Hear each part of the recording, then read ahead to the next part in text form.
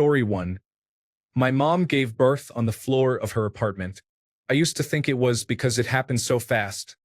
That is what she always said. I recently learned it was because she was in denial she was pregnant and never received any prenatal care. She denied it up until the baby was literally coming out of her. Story 2. My dad secretly had a vasectomy after I was born, after my mom lying to him about taking birth control resulted in my birth. Our family is great at communication and conflict resolution. Story 3. My father cannot sit down for long periods of time and has chronic pain. People think it's just part of getting old, or because he has a condition, but I know that he was caned for an armed robbery committed in Singapore in his youth. He was sentenced to the legal maximum of 24 strokes, which just about completely destroys the buttocks. He told me about how for months after, he could barely sit, walk, or use the bathroom without excruciating pain. Story 4. I found out right before she died that my grandmother was raped by her brother when she was 16. She was pregnant, and my grandfather married her and raised the child as his own. Story 5. Not exactly dark, but I found out my father wrote pornography novels under a pen name to make ends meet when I was a baby. I've been trying to find one ever since. Story 6. My last name shouldn't be my last name. My great-grandfather got it off a tombstone while on the run from the law. My great-grandmother found out she wasn't legally married after 30 years and 5 sons. She ended up in a mental institution in New Orleans and got a lobotomy over it. She raised me until her death, and she was an amazing woman who didn't deserve any of it. She was from the South but studied medicine and wasn't allowed to practice. So she ended up teaching black children to read just to upset her father who was in the Ku Klux Klan. She was one of the first women to vote and have a driver's license in Georgia. An all-around amazing woman that I'm lucky to have been around. She was born in 1899. Rest in peace, Irene. Edited to add, I wasn't expecting this to be so popular. I'm so glad her story is being told. I made a big post on social media on election day as I wanted her story out there. It's late, but all you ladies out there, please go vote every chance you get. Some amazing women went before us and fought for our right to do so. She also fought for civil rights for all. I will always tell her story. Story 7. My uncle once won a chili cook-off by secretly buying canned chili, adding a little seasoning, and passing it off as homemade. It's been 15 years, and he still brags about it at family dinners. Nice one, Uncle, laughing my head off. Story 8. My grandparents were first cousins, born in a rural area in the 1920s. Even more, my grandmother was an identical twin, and the twins married brothers who were also their cousins. I often wonder if my mom and her cousins are genetically more like siblings. I tell lots of people this, though it has nothing to do with me, so I don't have a sense of shame about it. It's an interesting shock of a conversation starter. Laugh out loud. Story 9. My uncle, my mom's sister's ex-husband, was a pedophile. He's in jail now. My parents didn't tell me exactly what happened, but they mentioned his daughter needs therapy and his wife divorced him shortly before he went to jail. I assume he was molesting my cousin. She was probably about 8 when he went to jail. Story 10.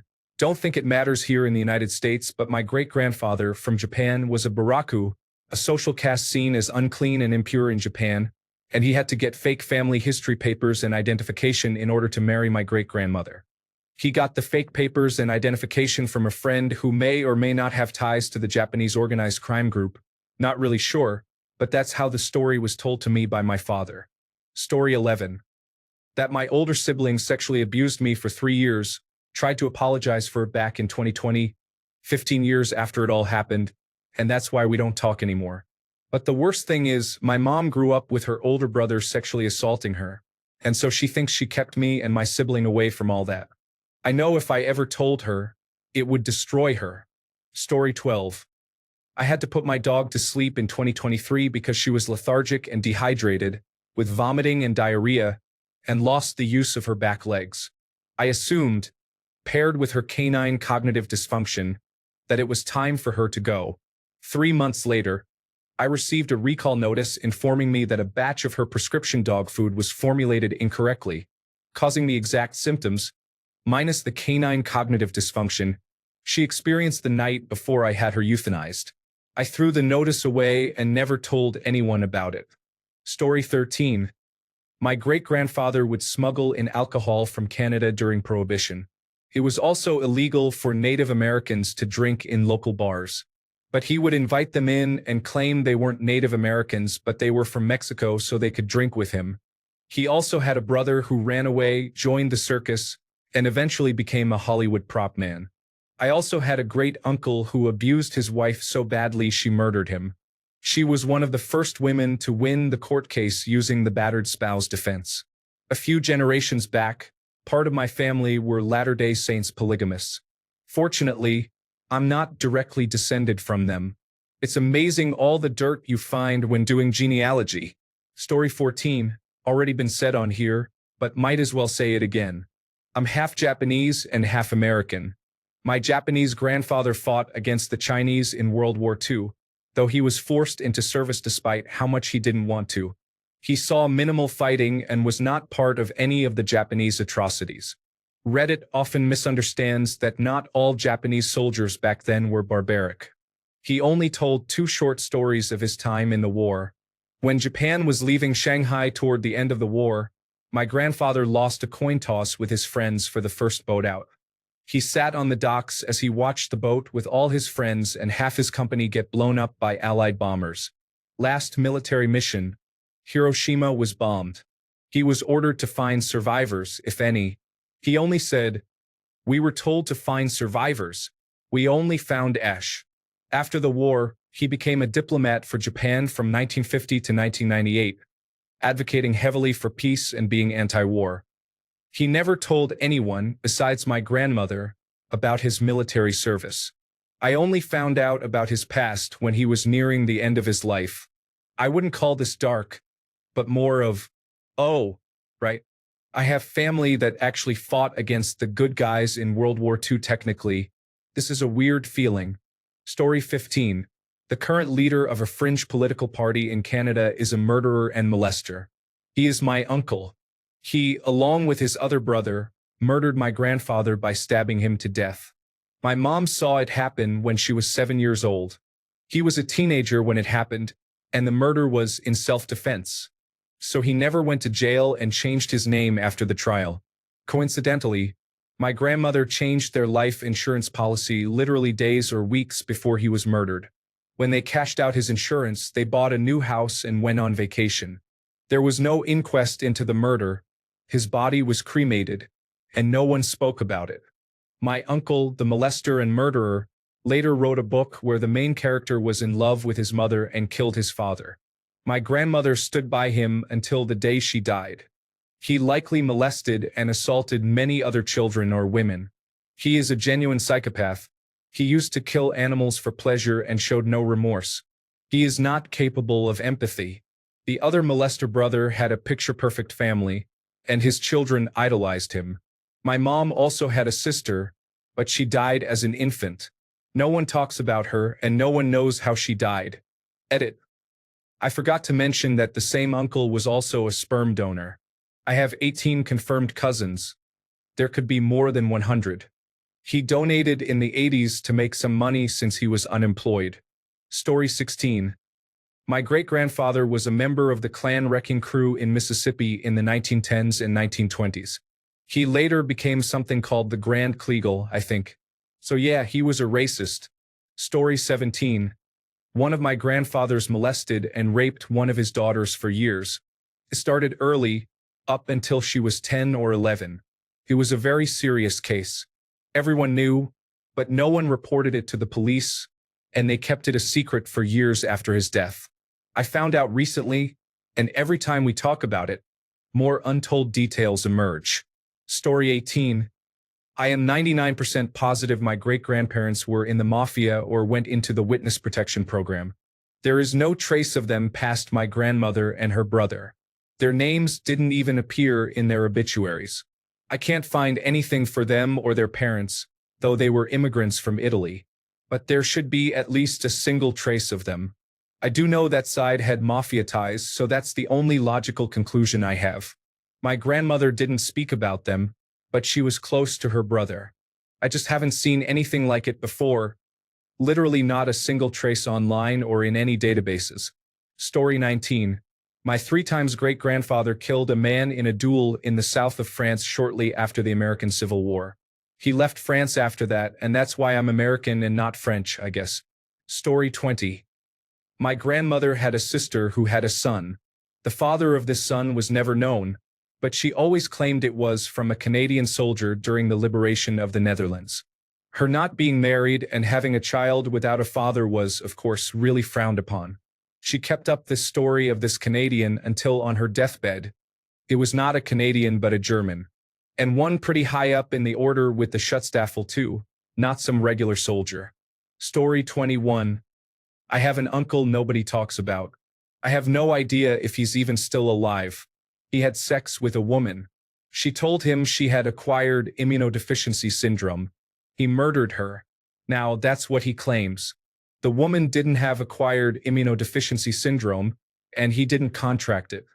I didn't even know about him until I was doing a family tree thing online. I asked my grandparents about it, and they told me to never speak of him again. I brought it up with my dad a few years later. He said, "He's not your real uncle. Don't ask about it again," in the most chilling way I've ever heard. Story 22. My grandmother allegedly had an affair with her sister's husband and ended up pregnant. She had the baby, left her with a family member, and a couple of weeks later, the baby died from dehydration caused by diarrhea. I'll never know what actually happened. When my grandmother was still alive, I asked her directly about it. She didn't give me a straight answer, just kind of danced around it. It would make sense, seeing as she and that sister had a very adversarial relationship. I was told this by their brother, who happened to be schizophrenic, so who knows what the truth is. Story 23. My great-grandpa robbed a bank and did serious time for it. This was a big secret, but it all came to light when my great-uncle tried to join the Federal Bureau of Investigation as a forensic accountant. Needless to say, he wasn't hired. Story 24. My uncle murdered my grandfather, his father-in-law, in the 1960s. He had a heart attack after my uncle pushed him down the stairs. My mom was 6 and witnessed it. Everyone covered it up and said it was a fall so that my uncle couldn't keep my aunt, who was being abused, from seeing her family. I didn't find out until I was 19. I hugged that man more times than I can count. This has really messed my family up. Story 25. A family member, whose death would create a chain reaction of issues regarding estate settlement, passed away before Thanksgiving. Only the executor of the estate and I know, and we are having to do an immense amount of damage control to ensure no one steals anything or creates issues before probate begins. Story 26. No one knows where my uncle came from. So my grandfather was a very high-ranking policeman, but also a raging jerk. My grandmother unfortunately had a stillborn baby, and my very Catholic grandfather was a right jerk about her grief.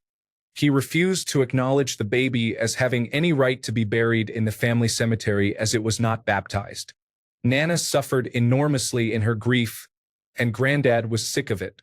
So, one day he comes home with a newborn, told Nana they had adopted him and she could stop crying now. And that was my uncle.